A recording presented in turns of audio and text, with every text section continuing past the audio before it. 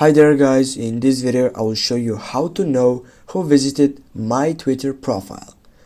First of all guys, I need to mention that there is no option to see directly through Twitter who visited your profile.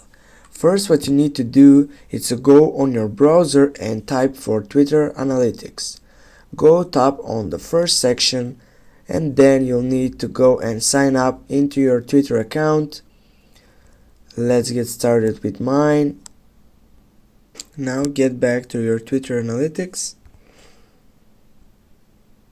Here in the Twitter Analytics, you have options about how you can overview of the key dashboards. You have more options about seeing who visited your profile, about also how many people has visited your profile since last 7 days or 7 weeks or 7 years. You have all these changes in this privacy making up on your profile. Thanks guys for watching. Don't forget to hit that like and share the video. See you soon guys.